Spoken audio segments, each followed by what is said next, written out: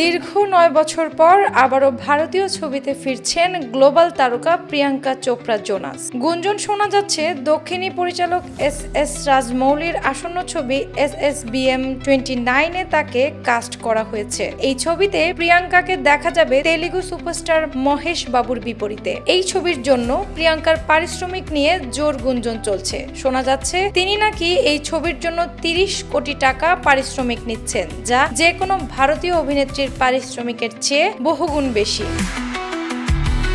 এর আগে দীপিকা পাড়ুকোন পদ্মাবত ছবির জন্য 13 কোটি টাকা পারিশ্রমিক নিয়েছিলেন, যা সে সময় সর্বোচ্চ ছিল। সেই হিসেবে প্রিয়াঙ্কা এখন সর্বোচ্চ পারিশ্রমিক নেওয়া ভারতীয় অভিনেত্রী হতে চলেছেন। দেশের পাশাপাশি আন্তর্জাতিক অঙ্গনেও প্রিয়াঙ্কার জনপ্রিয়তা অনেক। হলিউডে তার একাধিক কাজ দারুণ সাফল্য পেয়েছে। তাই রাজমৌলির ছবিতে প্রিয়াঙ্কার উপস্থিতি নিঃসন্দেহে এর আন্তর্জাতিক আবেদন অনেক বাড়িয়ে দেবে।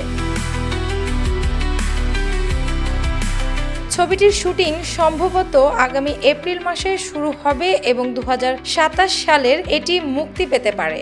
মহেশ বাবু এবং প্রিয়াঙ্কা চোপড়া ছাড়াও এই ছবিতে দক্ষিণী অভিনেতা পৃথ্বীরাজ সুকুমারনকে দেখা যাবে বলে খবর। এর আগে এক সাক্ষাৎকারে প্রিয়াঙ্কা জানিয়েছিলেন বলিউডে তিনি কখনো তার পুরুষ সহ অভিনেতাদের মতো পারিশ্রমিক পাননি। তিনি বলেছিলেন, আমি সবসময় আমার পুরুষ সহ অভিনেতাদের পারিশ্রমিকের 10% পেয়েছি।